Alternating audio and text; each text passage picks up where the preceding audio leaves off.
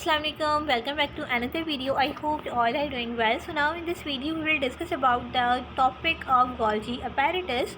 Golgi apparatus, like after the name of its discoverer, an Italian physician जिसका नाम था Camillo Golgi, उसने 1898 में डिस्कवर किया था Golgi कॉम्प्लेक्स को. सो Camillo Golgi के नाम पर ही Golgi बॉडीज़ को Golgi सॉम भी कहते हैं, Golgi बॉडीज़ भी कहते हैं, Golgi कॉम्प्लेक्स भी कहते हैं और Golgi apparatus भी कहते हैं.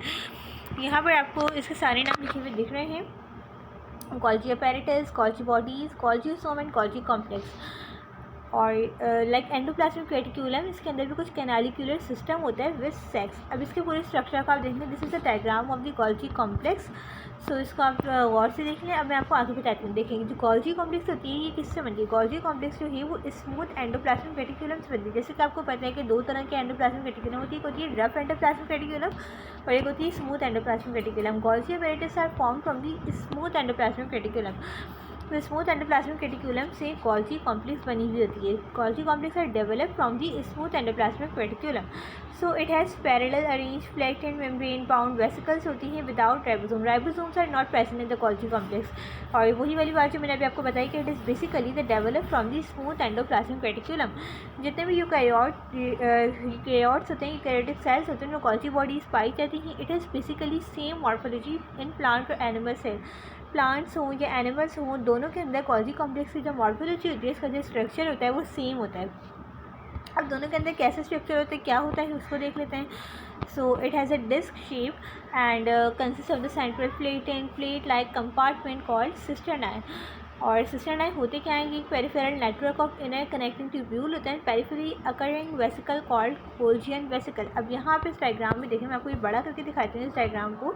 Like this is the diagram. यहाँ पर आपको इस तरीके से ये दिख रहे हैं. This is a compartment. ये जो आपको पूरा कंपार्टमेंट दिख रहा है ये आपका सिस्टर्नाई कहलाता है. इस तरीके के जो यहाँ पे ये कंपार्टमेंट बने हुए ना, ये सिस्टर्नाई है. और ये इनके अंदर का जो आपको जो खाली जगह दिख रही है ना, इसको हम ल्यूमेन कहते हैं. ठीक है, दिस इज़ अ ल्यूमेन. तो ये सिस्टर्नाई है. और यहाँ पर जो न्यूली फॉर्म जो वेसिकल्स होती हैं, this is the newly forming vesicle. और फिर यहाँ से एक नई सिस्टर्नाई डेवलप होगी, तो इसको हम कहते हैं न्यूली फॉर्मिंग वेसिकल. और ये हमारी सिस्टर्नाई होती हैं. Moving towards the next line. Now in Golgi system, inner connected tubule are formed around the central. So this process of forming cisternae tubule remain continue at one end. वही वाली बात मैंने भी आपको बताई कि एक एंड से वो कंटिन्यू रहती है. अब यहाँ से जैसे ये तना बनना स्टार्ट होगी, नई वेसिकल यहाँ से बनना स्टार्ट होगी, फिर यहाँ से ब्रेक निकलेगी, फिर नई वेसिकल यहाँ से बनना स्टार्ट होगी. इस तरह से हमारे पास वेसिकल्स बनती रहती हैं.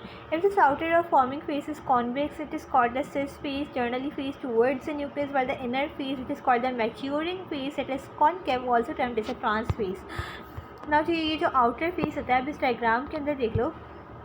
Like this is diagram. इस डायग्राम में आप देखो इसका जो आउटर फेस है ना, ये वाला जो इसका आउटर फेस है, ये आपको दिख रहा है कि ये कॉन्वेक्स है. और इस फेस को हम सिस फेस कहते हैं. जबकि जो इसका नीचे वाला फेस होता है, लाइक इसका जो नीचे वाला फेस होता है वो थोड़ा कॉन्केव होता है. कॉन्केव. और इसी फेस को हम मैच्योरिंग फेस भी कह रहे होते हैं. ठीक है ना, ये कॉन्केव होता है और इसको हम कहते हैं ट्रांस फेस.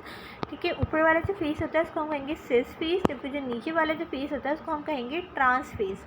यहाँ आपको लिखा हुआ दिख भी राइट, ट्रांस फेस. ऊपर वाले फेस को सिस फेस, जबकि नीचे वाले फेस को ट्रांस फेस कहते हैं.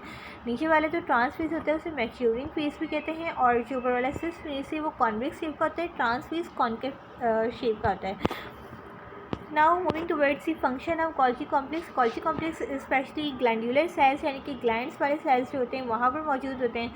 और कहाँ से डेवलप हुए हैं आपको पता है कि ये स्मूथ एंडोप्लाज्मिक रेटिक्यूलम से डेवलप हुए हैं. इसके अलावा इनका और फंक्शन क्या है. इनका फंक्शन है in collection, packaging, processing of cell, secretion वगैरह. और ये प्रोटीन की मॉडिफिकेशन भी करते हैं, कलेक्शन ऑफ प्रोटीन भी करते हैं. So modification of protein is also the function of the Golgi complex.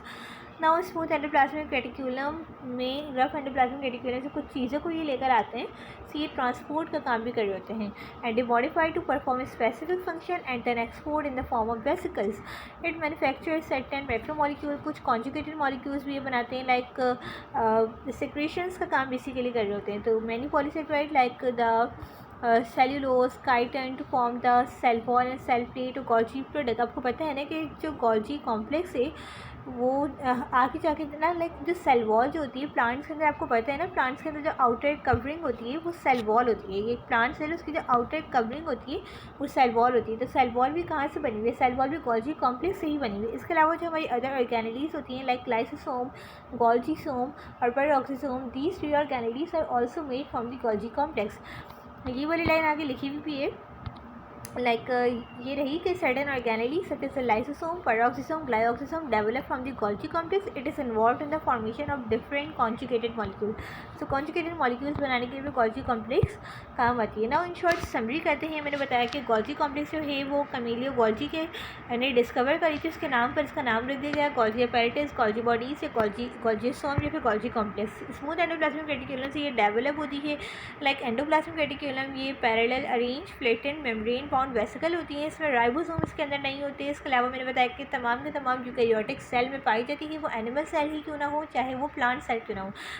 Plant cell के अंदर और एनिमल सेल के अंदर दोनों के अंदर इसकी मॉर्फोलॉजी या स्ट्रक्चर सेम ही होता है। इसके अंदर कोई disc shape central flattened plate like compartment होते हैं जिनको हम सिस्टर्न आई कहते हैं, और सिस्टर्न आई के अंदर जो खाली जगह होती है उसको हम ल्यूमेन कहते हैं लाइक दिस। आप डायग्राम में देख सकते हो। इस तरीके से इसके अंदर जो वेसिकल्स होती हैं उन्हें गोल्जियन वेसिकल कहते हैं। These Golgian system are interconnected tubular form around the central stub. जबकि इसके अलावा हमारे पास जो इसका दो फेस होते हैं, एक तो आउटर फेस होता है उसको कहते हैं सिस फेस और वो कॉन्वेक्स शेप का होता है, जबकि जो इसका इनर फेस होता है उसको कहते हैं ट्रांस फेस। इनर या नीचे वाला फेस, इसको हम अंदर वाला फेस बेसिकली इनर फेस होता है, ये कॉन्केव होता है और that face is a maturing face, इसको हम ट्रांस फेस कहते हैं। इसमें से फंक्शंस की बात करो तो ये ट्रांसपोर्ट का वर्क करता है, like rough endoplasmic reticulum to smooth endoplasmic reticulum transport का काम करता है, सिक्रेशंस का काम करता है, मॉडिफिकेशन का, पैकेजिंग का, कलेक्शन का, इसके अलावा प्रोसेसिंग ऑफ सेल सिक्रेशन वगैरह इन सब का काम करता है। इसके अलावा ये पॉलीसेक्राइड वगैरह को भी सिक्रेट करते हैं लाइक सेलुलोज काइटिन जो आगे जाके सेल वॉल और सेल प्लेट को बना रही होती हैं। इसके अलावा some other organelles like lysosome, golgisome और पेरोक्सीसोम ये सब भी गोल्जी कॉम्प्लेक्स ही बना रहा होता है। इसके अलावा कॉन्जुगेटेड मॉलिक्यूल्स की फॉर्मेशन भी करते हैं। This is a diagram of Golgi complex. I hope कि ये लेक्चर आपको अच्छी तरह से समझ में आया होगा। मैंने कोई ऐसा पॉइंट नहीं है कि जो इसमें छोड़ा हो। So this is all about the Golgi complex. If you guys have any Curie, if you guys have any question regarding this topic, you guys can ask me in the comment box freely. And if you guys like the video, so you guys can subscribe my YouTube channel and share with your friend and fellows ताकि उनकी भी help हो सके। अल्लाह हाफिज़।